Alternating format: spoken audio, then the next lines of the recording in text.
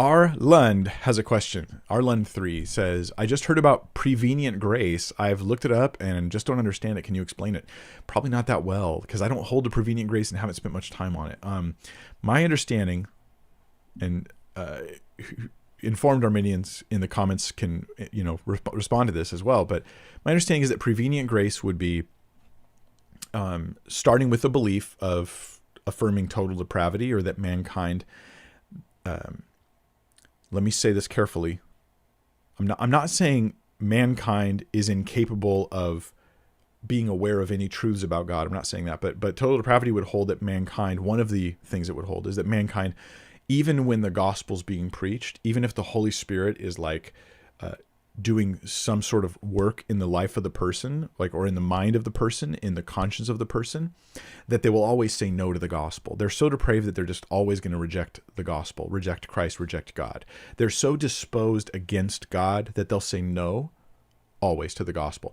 And Calvinists, this is not a Prevenient Grace view, but Calvinists would solve this by saying, you see, what happens is the Holy Spirit comes in, regenerates you, gives you a new heart, so to speak. You're regenerated. You're effectively born again.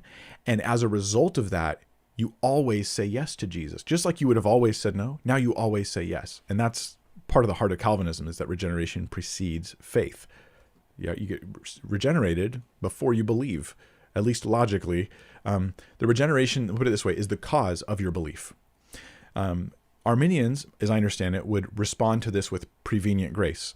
So some would describe prevenient grace as someone, well, you're not regenerated. You're like sort of brought from a state of totally I hate God to like, okay, I at least have the potential to accept the gospel now. And they would suggest that this is like some sort of an actual work where you go from one state to another. Like you would always say no to the gospel, and now you're at least open to saying yes to the gospel. Now the reason why and they would hold that this happens across the board to everybody. So Calvinists would only hold that regeneration thing happens to the saved. So this connects to a bunch of other Calvinist doctrines in Tulip, like limited atonement and stuff. But the Arminian would suggest that this prevenient grace thing, this like what some call partial regeneration, which I think is a clumsy phrase, which if I was Arminian, I would not like that term. They're going to hold that this happens to all of humanity, so that even those who end up rejecting Christ, they still experienced prevenient grace.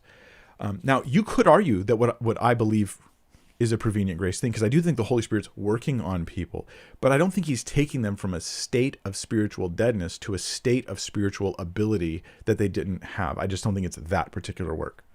So I reject prevenient grace, at least at the moment. Forgive me if I said that wrong. I did my best.